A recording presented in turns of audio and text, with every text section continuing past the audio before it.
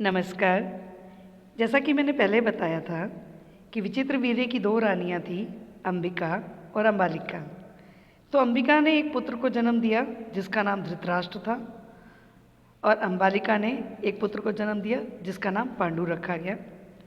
धृतराष्ट्र से कौरवों का वंश चला और पांडु से पांडवों का। जैसा कि आपको मालूम है, धृतराष्ट्र पांडु से बड़े थे पर वो जन्मांध थे, इसलिए पांडु को ही हस्तिनापुर के राज सिंहासन पर बिठा दिया गया। विचित्र वीर्य की एक रानी जो अम्बालिका थी, उसके पास एक दासी थी। उसने भी एक पुत्र को जन्म दिया और जन्म का नाम उसका धर्मदेव था, लेकिन बाद में यही बालक विदुर के नाम से प्रचलित हुआ। विदुर धर्मशास्त्र और राजनीति के बहुत बड़े ज्ञानी थे। वो निर्लोभी थे, यानी बिल्कुल लालच नहीं करते थे किसी बात का, और बहुत ही सीधे स्वभाव के थे। और उनके इसी ज्ञान और अच्छे व्यवहार से प्रभावित होकर ही भीष्म पितामह ने उन्हें धृतराष्ट्र का प्रधानमंत्री बना दिया था। जब धृतराष्ट्र ने दुर्योधन को जुआ खेलने की अनुमति दी तो विदुर को यह बात पता चली। तो विदुर महाराज के पास आकर बोले, धृतराष्ट्र के पास आकर, कि हे महाराज, मुझे आपकी यह बात उचित नहीं लग रही है कि आपने दुर्योधन को द्यूत क्रीड़ा के लिए हाँ बोल दी है। आप कृपया करके इसे रोक दीजिए, क्योंकि इस खेल के कारण आपके पुत्रों में द्वेष भाव बढ़ जाएगा, वैर भाव बढ़ जाएगा। तो विदुर की बात जो है धृतराष्ट्र को अच्छी लगी, तो उसने दुर्योधन को बुलाया और उसे द्यूत क्रीड़ा रोकने का प्रयास किया। उन्होंने दुर्योधन से कहा कि हे पुत्र, जुआ खेलने का विचार यानी द्यूत क्रीड़ा का विचार छोड़ दो।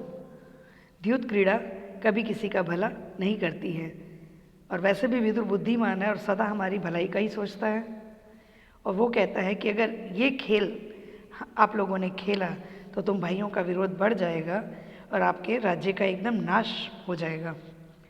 धृतराष्ट्र ने दुर्योधन को बहुत समझाने का कोशिश किया, लेकिन जो है दुर्योधन बिल्कुल उसकी बात नहीं माना, और उसने अनुरोध किया कि हे पिताजी, आप कृपया मुझे इसके लिए मत रोकें। जुआ तो राजा महाराजा लोग खेलते ही रहते हैं। अब चूंकि धृतराष्ट्र दुर्योधन से बहुत प्यार करते थे, तो अपनी इसी कमजोरी के कारण वो अपने बेटे की जो है अनुरोध टाल नहीं सके, और दुर्योधन ने युधिष्ठिर को जुआ खेलने का निमंत्रण भेज दिया। जब दुर्योधन ने धृतराष्ट्र की बात नहीं मानी तो विदुर युधिष्ठिर के पास गए, और उन्हें लगा कि इनको समझाता हूँ तो शायद ये समझ जाएं। तो विदुर युधिष्ठिर से बोले कि जुआ खेलने का जो है ना बात तुम टाल दो, मत खेलो ये जुआ, ये द्यूत क्रीड़ा मत करो।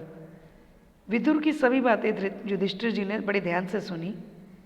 फिर उसने जवाब दिया कि काका, मैं सब मानता हूँ, चाचा जी मैं ये सब मानता हूँ कि द्यूत क्रीड़ा कभी भी अच्छा फल नहीं देती है, लेकिन यह निमंत्रण काका धृतराष्ट्र के बुलाने पर मैं आया है, ये निमंत्रण काका धृतराष्ट्र ने भेजा है, तो मैं उन्हें मना कैसे कर सकता हूँ। युद्ध या खेल में बुलाए जाने पर ना जाना तो क्षत्रिय धर्म का अपमान होगा।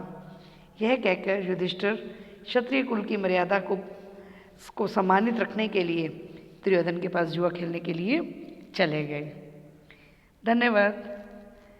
वीडियो पसंद आए तो वीडियो को लाइक भी कीजिएगा, शेयर भी, और कमेंट देना बिल्कुल मत भूलिएगा। धन्यवाद।